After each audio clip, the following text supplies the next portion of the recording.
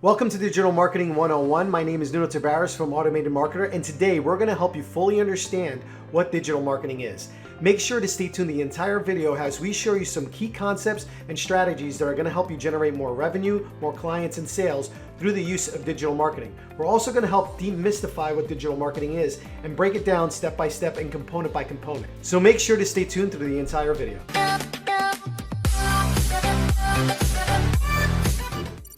So first we're going to start by going over what digital marketing is versus traditional marketing. Now, traditional marketing, a lot of us are used to, so we'll start there. Traditional marketing is your newspapers, your television, your radio, your mail-in coupons, and anywhere where you see an ad physically in a location, like you thinking about a building or even on a taxi or a bench or even a bus. Those are your traditional forms of marketing that have been around for many, many years. Now, before we kind of go even into digital marketing, are these efforts still effective? They are. They are for certain genres, they are for bigger brands, and they do still work. Now, if you have regular traditional marketing and it's working for you, then continue on doing it. The goal of what today is to introduce you to digital marketing and the benefits of digital marketing, and also how you can do it to elevate your business. So if you're using traditional marketing and getting results, I can guarantee you that you're going to get even better results when it comes to digital marketing. So now let's go over what digital marketing is. Digital marketing is basically advertising digitally through digital devices. So if you think of your phones, your computers, your tablets, those are digital devices. Most of those digital devices are contacted through the internet, and the internet is where a lot of the digital marketing happens. Now, just to be very clear, where we are in the current state of filming this video, we spend an average of 6 hours a day in the internet, and we spend about another 4 hours a day on our phones. And when it comes to even social media, which is part of the digital marketing kind of like content and one of the channels that we advertise on, people spend anywhere from 2 to 3 hours a day on social media. So that is a lot of face time and a lot of physical time inside of these particular channels. Let's go over channels for digital marketing. Digital marketing channels are Facebook, YouTube, social media in general, which is your TikToks, your Instagrams, and all of that. So that's one component. It is your blogs, your websites, where people will actually actively search for you or look you up on your site and you have information in there. It is on mobile apps. Sometimes you download a mobile app for your phone, and inside that mobile app, there's multiple advertisements for other products and services. And it's basically the digital means and the channels that we usually advertise on. And what's great about it is that people do a lot on their phones, they do a lot on their computers, and they're consistently there. Now, when we look at digital marketing versus traditional marketing, let's go over traditional marketing and kind of the cons and the benefits over it. So the cons of regular marketing right now, or the traditional marketing, is one, it's super expensive. Don't know about you, but I think I personally can't afford an advertisement on a Super Bowl commercial right now, not only to not produce it, but just the advertising space just for that particular commercial. Now, is it great for bigger brands? Absolutely. But can I afford it right now? No. Now, I don't know about you, but a lot of people now, as far as billboards, you're spending time on the highway. A billboard will be up. Maybe you'll start seeing it 5 minutes before you start looking up, all the way until the end. And does that billboard necessarily apply to you? It possibly doesn't. So are billboards as effective? Maybe, maybe not. Does it take a while to get up there? Yeah, they have to create the big poster. You have to get it up. You have to buy the time, and so forth and so on. Are they still effective? Absolutely. Would they work for every single business? Possibly not. Can everybody afford a billboard out? Possibly not. And these are the things that kind of go in. Traditional marketing usually involves some cost and involves a lot of time to get up. So the odds of you getting something up very quickly in traditional marketing are very rare. Now, when you look at digital marketing, costs tend to be low. Some of the things more take time than they do money. So it's a lot of effort on your part, like generating content, creating search words and keywords, and we're going to go over all these different things in a minute.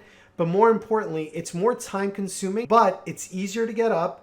Once you get really good at it, you can actually get it up fairly quicker, and it's a lot more targeted because you're using algorithms, you're using different ways of targeting your audiences, because once they're on the internet, things are being tracked, and therefore you can find and target your audience a little better. So when it comes to pinpointing your ads and making sure they're going to the right audience, digital marketing is really where it's at, unless you're advertising in traditional marketing in a very specific magazine for your particular client. So again, both of them are effective. I think one is a little bit more expensive at the time than the other. Both are still effective, but I just think digital marketing is just quicker to get up and just easier to manage and produce as you kind of go along. Now, I know I just said a mouthful, but what's really important right now is for you to understand that you're not going to be using all of these different channels and means of advertising. These are all things that you can leverage, and they all kind of come together and work together, but you can build it little bits at a time. So the first thing that I'm going to do is talk about content marketing. This is your blogs, your videos on your website, maybe your videos on your YouTube channel, your infographics, your case studies, your information on your website, like meaning the information pages about your services, maybe a downloadable booklet to showing all the great things that you've done and how your product solves all these individual needs, your product descriptions. And basically what it's used for is to generate interest on your brand. Now, for instance, I'm a media company and I want to advertise how I can help you generate business using Facebook ads. So I might create a little booklet on how you can run your own basic ad, but then I can show you the results in that same booklet of the ads I ran for my customers.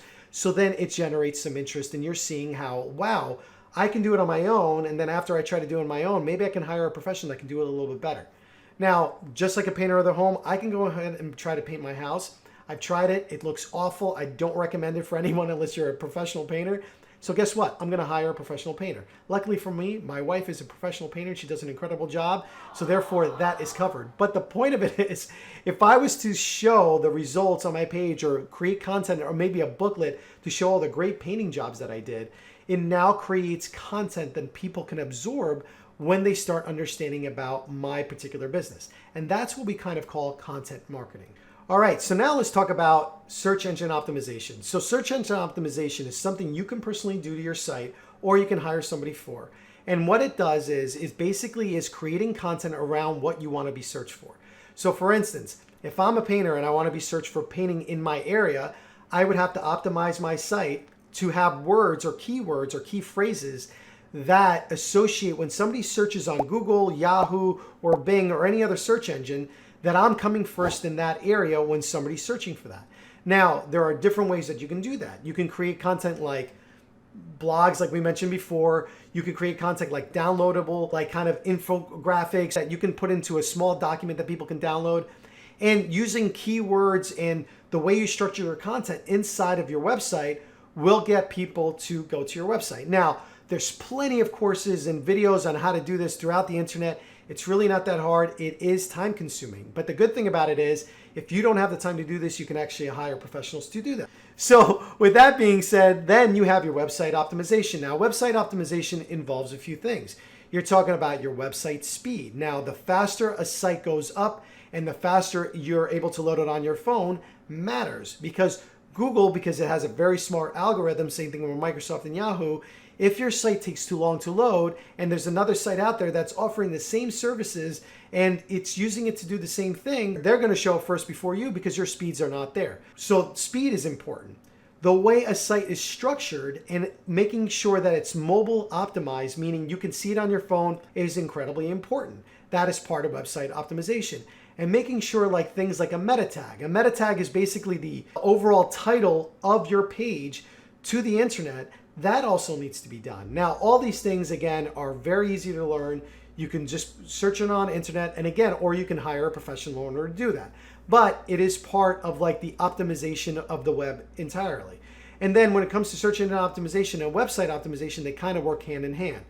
All of these are free that you literally can learn how to do and do it on your own.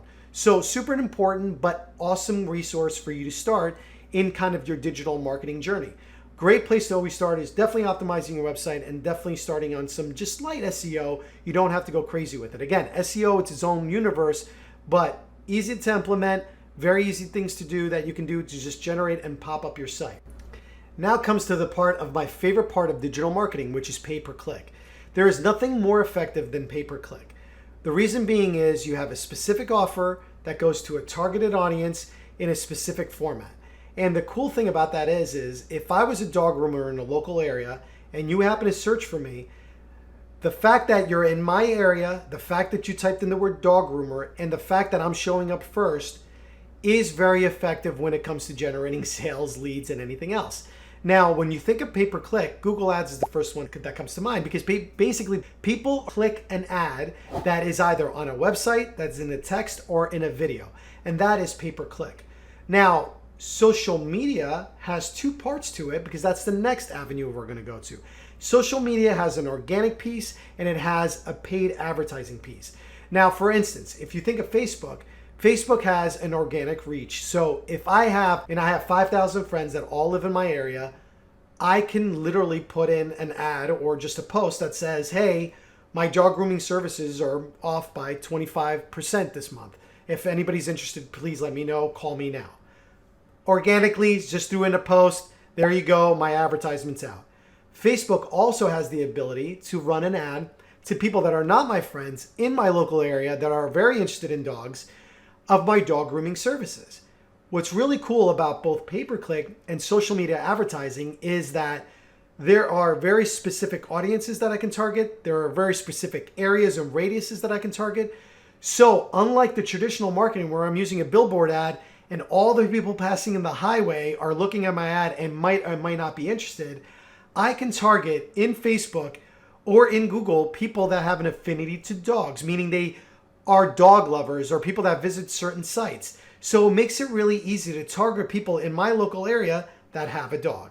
So think about the most effective marketing that could be out there. Think of anything else that we covered both in traditional and even content marketing as effective as PPC or social media ads, because the fact that I have the ability to do that and create that kind of targeting just makes it a no-brainer in the sense of using that kind of advertising means to do that. Now, the thing about social media, there are a lot of different platforms. And right off the bat, I'm going to tell you that you don't need to be in all of them. You need to be where you believe your audience is going to hang out more. So for instance, if I think of dogs, I see a lot of dog interactions inside of Instagram and inside of TikTok because people take pictures of their dogs. They're on TikTok making little short videos of their dogs. So if I was to advertise in my local area, I probably use those two channels because that's where my audience is going to live. And that's probably one of the biggest common mistakes people make when they first start with PPC or social media. They immediately go after all the channels and do none because it's overwhelming. If I had to all of a sudden start posting in 7 different channels, I would literally lose my mind and I would purposely not want to do it. For instance, you're watching me now on YouTube because I love making videos. It's easy for me. I'm a horrible writer and it's easier for me to do videos. So I picked the channel where I would just accelerate more. And it goes the same for your business. Now, for all of you that are like, oh, my people are not going to be on social media. They're not going to be on the internet. They're not going to be on these particular channels. I can tell you, these are the statistics that are out there right now. I shared a few already. The average person spends 6 hours on the internet. Out of those 6 hours, 4 hours of those are on a phone. Out of those 4 hours, 2 hours are on social media, that whatever channel they might subscribe to. So you're talking about at any given time throughout the day, there is somebody actively on social media or on the internet. So the odds of you reaching your audience in your local area for this, or even in your target audience, if you're like a national brand, is significantly high. And you got to understand that this is what you want to do if you really want to kind of grow your brand and get additional sales. Now, does it cost money? Absolutely. And will certain platforms cost more than others? Absolutely. And the most important thing that you need to realize right off the bat, you can run an ad in one area. Let's say I'm running an ad for a dog groomer in one particular area with one particular radius. Same offer, like meaning they're getting 20% off on their first cut for their dog. That's offer number one. I take that same offer, same ad, same everything, and I put it in a different area. Believe it or not, it might have different results. Reason being is because the ad you run in one area and the ad you run in the other can have several different factors. Competition, density of the area, how often people are on the internet in that specific area or in that social media platform. And this goes both for Facebook ads, Google ads, YouTube ads, any kind of ads, it doesn't matter. It depends on the area that they're being serviced and looked at. So you might have a great ad on Facebook and all of a sudden try a like pay-per-click like Google and have very different results with very different costs because maybe more people are on Google than they are on Facebook or vice versa. So understand that going into that just so you fully understand the picture. So we talked about pay-per-click, we talked about social media, we talked about content marketing, SEO, website, and now you can start to see everything kind of comes together. If I go to your website off of an ad and I go to great content, I'm more likely to buy from you. If I go from advertisement or I found you on the internet first and I go to your website there and you have a downloadable magnet that gets me an offer. All of this slowly comes together. Now, there is no particular order you need to do this all into, but it's better that you start with just making sure you have a really good site and a place to people visit, whether it's a Facebook page, a website, it doesn't matter. But whether coming off of an ad, whether creating content, you want people to go to a place where they can learn all about you if they have doubts or they're not convinced on your ad that that's the right place to go. So now let's go to the email marketing. Now, email marketing, a lot of you know what email marketing is, right? It's basically any email that you're used to market. Now, I get offers from my favorite stores all the time, and I also get a lot of spam mail from things that I don't even know where I signed up for. Welcome to the digital age. This will always be the case. Make sure on the things that you don't like, you unsubscribe. Make sure on the things you do like, you do subscribe. Because there is nothing better than getting a coupon to your favorite store or a special sale on the product you've been waiting for to go on sale, like during the middle of the day. I love it sometimes. I have very specific stores I shop in. When I get a coupon in the mail, I immediately use it because it's super exciting. But that's what email marketing is all about. But email marketing also serves to nurture and kind of build brand and trust with your clients. So for instance, when somebody buys, let's say from your dog grooming store or from your dog grooming service, and you start sending them tips on how to better care for their dog and what foods to use for their dog and what you recommend and what veterinarians in the area you would recommend working with and so forth. It starts creating a brand and trust that people are going to start looking to you as an expert, and you're going to start getting very associated with anything dog related, which is what you want psychologically. I want to think about dog. I immediately think, oh, you know what? I just got this article from such and such about like the dog foods. Let me check it out. These are the things that you want to do. And then if you even have some like collaborations or deals with like pet stores that offer you discounts only to your customers, another way to advertise, and it's a win-win situation for other people. Email marketing could be the channel in the way you do that. Now, I go to your website and you have this great guide on finding the top 10 dog foods. And oh, by the way, in that guide is a $20 off coupon. The way I get that download is I get it through an email. And in that email, there's a special link and it takes me to the download. I download it. And now I have this wonderful guide you wrote, plus a 20% off coupon for your services. So there's a lot of really cool things that you can do this, but email marketing is a great channel. I know clients of mine that 80% of their business comes from email marketing. So massive amounts of sales just on email marketing. Email marketing is kind of the way you can basically build brands and send them better emails to understand your products and services, assist them in the buying process, because you might have a complex product and people are not sure. And it's a great way to like add additions and advertise new products and just kind of like, hey, check in on your customer to have them come back if you have a service that's ongoing. And it's something that we use and leverage all the time. We just do a quick little email check-in. It's like, hey, how you been? It's been 6 months since we talked to you. How's everything going in your business? Email marketing is definitely a very big part of your whole entire digital marketing state. Now, the last one, and probably the one that I think you need a little build up for, and you shouldn't go right into it until your product is proven and you have a really good digital marketing like landscape, is affiliate marketing. Affiliate marketing is when you use a third party to sell your services for a fee. So for instance, if I all of a sudden became the most popular dog groomer and now I'm sending digital products and I want to use an affiliate, and I'll tell them, hey, for anybody you refer to me over, I'll pay you 20% of whatever the sale is. Now I'm enticing that particular person to come back into the store. Great for collaborations, great for all that. There's a whole digital kind of landscape on how to do that. But my advice to you is don't even think of affiliate marketing until you have a product and a digital kind of presence and you have a whole process around it in order to really move it forward. If you really break it down, these were all of them put together. Now, again, you heard me mention, do you have to do all of these? No, you do not. You can focus on a few that you feel is going to generate you the most business. Don't feel compelled that you have to learn all of them. Don't feel compelled that you need to kind of start all these tomorrow and you become a master digital marketer. I can tell you for a fact there are specialists in each of these categories that you can hire. There are specialists that teach it. There are specialists in videos and YouTube that you can go out and search. But the cool part about it is that you have all these different means.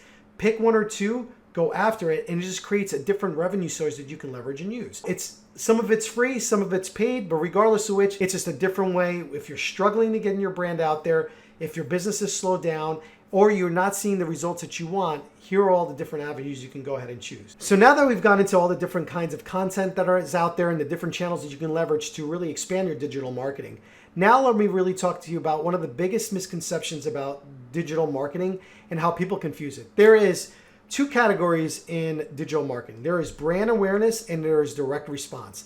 Brand awareness is again, if we go back to that Super Bowl commercial, is the perfect example of brand awareness. Sometimes those commercials are not directed to doing anything other than making you aware of their brand or a new service or what they do. But it's really not giving you a super direct action of like, click this thing to get my drink or buy now or whatever it is. So anything that is really building like a brand is a brand awareness ad. Now, a lot of mistakes that digital marketers make when they first start out is they start creating these brand awareness ads and they really do not get you the results that you want. And people start complaining that they didn't get results. Well, you're not getting results because all you're doing is really just explaining who you are. You're not really giving what you want people to do inside of your particular ad or whatever it is. And you have a lot of business. Brand awareness is just make sure you're top of mind and you're not losing your business to competitors. For instance, Coca-Cola, like I keep bringing that because it's a big brand and it's doing a lot of brand awareness ads because it wants to make sure that when people think of sodas and fun and happiness, they're thinking of Coca-Cola. It could be for different brands, different things. Usually big companies really focus on brand awareness, or you may be at that point where, hey, sales are great, things are great, but hey, a new competitor moved into the area. How do I stay top of mind? Brand awareness is the way to go. So now let's get into another area where a lot of people get confused in, and that's organic versus paid. Now, organic is basically anything that you're doing on your own that you're really not paying anybody for, or you're not paying an advertising platform like Google, YouTube, or Facebook for people to find you. Organic falls more in line of like that website optimization, that content marketing, SEO, the search engine optimization that we talked about. Because those are all the things you're doing organically or without paid advertisement to grow your particular business and service. Now, in organic, that's what you focus in. On PPC or paid, that's your social media ads, that's your pay-per-click ads, that is your banner ads, that's your YouTube ads. It's all those things where you're paying physical money for people to do an action or click on something in order for you to do it. You kind of need a combination of both. You need a little bit of the organic and you need a little bit of the paid in order to really generate. And eventually the goal is that one will work better than the other for you. Again, you won't know until you try it all. The best thing is when you show up both organically and through pay-per-click, because that way you're kind of getting it on both ends. There are some people that will just ignore ads and go right to see who's on the first because they know that those people are the ones that have a lot of content and they've been around for a while. There's other people that would rather just go for the ads because they're lazy and honestly they don't want to look for anybody else. They want to see what you have to offer. They'll click on it if it's a service that they're looking for. Which brings me to search intent marketing versus interruption-based marketing. So search intent is I go online and I'm searching for you. I am searching for a service or a product you offer. For instance, local dog groomers near me. That is intent-based marketing, like search-based, intent-based marketing. I have an intent to buy something. I have an intent for a service and therefore I'm looking for it. Search engine optimization, website optimization, content marketing, and pay-per-click are intent-based marketing. Those are your Google ads and YouTube ads because you're searching for something and you pop up. Interruption-based marketing usually falls along the lines of your social media marketing. That's your Instagram ads, your Facebook, your TikTok. That's when I'm physically doing something and an ad will come in front of me or show me because I was doing something and it interrupted me. This is why with Facebook, sometimes those ads are bright orange or red. They have big words. Sometimes it's a really cool video. The reason is because you have a very short time because you interrupted somebody's action to engage the customer to buy your ads. This is why earlier on I said when you're using search intent-based ads, they are higher quality but cost more because people have an intent to buy or an intent to understand or search. When it comes to interruption-based marketing, it's lower quality in leads, but there's more of them because the platform is bigger and you're interrupting your audience. Again, it could be all dog lovers, but are all dog lovers going to need a dog groomer right now? They're not. But if it comes through, will some click on it? Yes, because they might need a dog groomer and forgot about it. Both are incredibly effective. Some work better industries than the others, and some work in better areas than the others. And some work on better platforms than the others. But either way, you need to understand both. Search-based intent, interruption-based marketing, more of your Facebook and Instagram and TikToks and YouTubes and all that. And some do both, like Google does both. Which gets me into algorithms. Now, algorithms work because this is how the internet finds out what to serve you. So for instance, if I'm looking for a dog groomer and I happen to be on Google, the odds of it showing up on Facebook are pretty high. If I'm on Siri or Alexa and any of these voice apps, and I'm asking, I'm looking at dog food, the odds of the dog groomer showing up on Google or Facebook are pretty high. The reason is these algorithms are always listening and always measuring our actions and leading us to where we want to go, or sometimes where we don't want to go, inside of the internet. The way that it happens is it measures where you're clicking, it measures on what you're searching, it measures what you're watching, and the list goes on. Now, you can leverage these algorithms to ensure that they're finding you based on, again, the words on your site, the things on your ads, the audiences you've selected, and so forth. That's how the algorithms work. Now, the thing about algorithms, they're consistently changing. You can be running an ad or be first place on Google, and all of a sudden Google or the ad platform decides to change the algorithm. Guess what? Your ads stop performing and you stop ranking on first page because there was an algorithm change. It is part of the business. It would be the same thing that one day your billboard that you pay thousands of dollars for is now flapping in the wind and nobody can read your number because it's just flapping in the wind and it needs maintenance. That's the way you got to think about this. Or the advertisement you had the magazine on lost 1,000 subscribers and now nobody's clicking on your magazine ad anymore. It would be the same thing in the traditional marketing that you would be in the digital marketing. You just need to understand that it happens. So algorithms exist, they're real, and they have an impact, and you have to know that they exist. And yes, they're a little scary sometimes because you'd be looking at dog groomer or talking about a dog groomer on your phone, and then 10 minutes later, it's showing up all over your Facebook ads. Probably right after this video, I'm going to have like 19 dog grooming ads that are going to come directly into my inbox.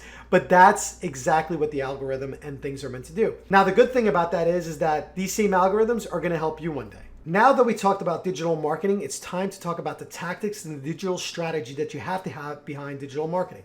Because putting all of this together and really deciding what you want to do and how you want to do it is super important. Now, one of the things that we preach in Automated Marketer all the time is having a strong foundation. Do not take or go down this venture if you cannot handle more clients, if you don't have a way to kind of handle the influx of clients that might come once you start your digital marketing journey. Because if you don't, you're really going to start hating your business. You're going to start getting a bad reputation. And all that time and effort and money you spend into this is not going to be worth it. That's the first thing. The second thing is doing research on your actual avatar and audience. Their age, where they are, like in the channels we described. Are they on TikTok? Are they on Facebook? Are they on Instagram? Any kind of digital platform that makes sense to you. What's their age? You know, do they have particular likes? Do they have particular dislikes? These are all things, or the more specific you get for your audiences, the better the effect is going to be. And that makes it super important, especially as you're diving into this. Now, right after your foundation and having a really solid avatar and audience that you're targeting, the next thing you want to do is the message. This is how you can connect with your clients, discover their pains, their problems that they're having, and how your product is going to solve them. What are the things that they really want to have? What are their goals?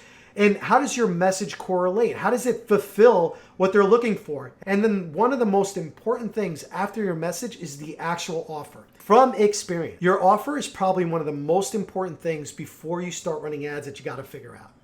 If you just run an ad telling people about your services, the likelihood of me clicking your ad versus somebody that's offering your services plus a free consultation, downloadable PDF, marketing plan, all these different things versus the person that's just like, hey, I'm here for business, that is the problem. Without a solid offer, it's not going to work. And some of my clients will, you just come up with the offer. It's kind of pointless. You need to come up with the offers that is going to be best for your clients. Think of something that your clients would love. Let's go back to the dog grooming example. With every dog grooming service, 20% off for the next service. Or with every dog grooming service, you get a free nail cutter. Because I'm not a dog groomer, I don't know what my clients are looking for. You will. You will be the person that you would understand your audiences, and you're going to like, you know what my audiences really need? They need this and this. You can offer something else that intrigues them and gets them to click on your ad, gets them to click on your content, and gets them into the actual like kind of world that you live in. The second thing is the channel. Channel selection of what you're going to do is super important. So for instance, if your people are readers, then you got to go in a reading kind of channel. So blogging makes sense. Downloadable PDFs make sense. If your people are visual and they're like dog lovers and they love seeing pictures of dogs and cats and they like to see the different groomings, Instagram might be a better way. If your people are people like how-to people or do-it-yourselfers or whatever it is and they want to see how to do things, they're probably going to be video people. So you got your reels, you got your YouTube, Instagram reel, Facebook stories, all that stuff that kind of like aligns. And that's what you got to make sure you go into. You don't have to go to all platforms. You don't have to do all things. If your people are not readers, it doesn't make sense for them to go to a blog. So I wouldn't focus a lot of my efforts on a blog. Again, be very specific about the avatar that you service, because that's where you're going to make the most intentional things. So last but not least, we're going to talk about tactics. The next steps are the things you need to do. So the first thing you're going to do is you're going to pick your digital marketing channel. And once you pick your digital marketing channel, you are going to find and create that audience, that avatar that is going to be specific to your audience. Fill out a sheet. There's plenty of videos out there on how to create the perfect avatar and go through that exercise. The second thing you're going to do is you're going to go back in and you're going to check on your foundation. And you're going to make sure, can I handle new clients in? When they come in, how am I going to interact with them? And then how am I going to keep them engaged, right? This is where the content marketing comes in. Do I have enough information on my site that somebody that doesn't know me can find and use? Do I have an email marketing that once they come in, I can come in and back again? Do I have a way to capture the lead information just in case they clicked on the ad, started the process, but never finished it? And do I have a frequency and schedule of when I'm going to post my blogs, when I'm going to run my advertising, when I'm going to post on social media, when I'm going to do all these things? Do I have a frequency and schedule on a calendar that's going to make this work? And then when I have all that down packed, do I have an actual offer? Now, here I'm going to give you some trade secrets on what really is important when it comes to an offer. If you're a service, fixate on the problem the person has and the results you're going to give to them once they use your service. Use case studies, use before and after pictures. Make sure that people understand, point out their problem, then solve it, and then show them how you solved it for a whole bunch of other people. Now, if you have a product, again, what your product solves, show the experience, do a how-to video, watch your product in action, explain it, demonstrate it, then show the features, and then more importantly, if you're a type of person that this happens to all the time, here is my product in action. So for instance, if I was a person that sold back scratchers, and you're like, are you the constant person that has an itchy back and you're always trying to figure out ways to scratch it and you can't get up off of your chair and go to the wall and scratch your back? Well, my back scratcher, and then I have my back scratcher and I'm starting to scratch my back, I'm using it, I'm giving you the solve, I'm calling you out as having a problem because you always need your back scratch, and here I am presenting the solution. I'm demonstrating the product. And then once you have all this in place, you're going to launch. And then after your launch, you're going to measure and maximize. The cool thing about running ads, SEO, there are ways to measure and maximize this all along. And what you can do is you basically can go in there, and if something's not working, you can immediately change the title, change the picture, change the wording, do whatever you need to do in order to make it the best experience for your customer, to make them click more to get them onto your site. Maybe they're not downloading your content. Well, maybe I got to change the title of the content because it's not interesting enough. These are the things you're going to learn by measuring and maximizing what you're currently doing. Cool thing about running ads and SEO and all these other wonderful things, and once you have analytics, and analytics, by the way, is a fancy term for measurements. Once you have all this stuff, you then can do what's called retargeting. You can retarget people that have visited but not bought, or that bought in the past and it's been 30 days from now, and you circle them back in. Constantly responding and interacting with them on your channels that you selected, whether it's email, whether it's social media, whether it's whatever it is, and constantly keep active. So before you start any of this journey, make sure you have a strong foundation. Make sure you have a solid website. You have a solid channel, like wherever social media platform you decide to go with, where your audience lives.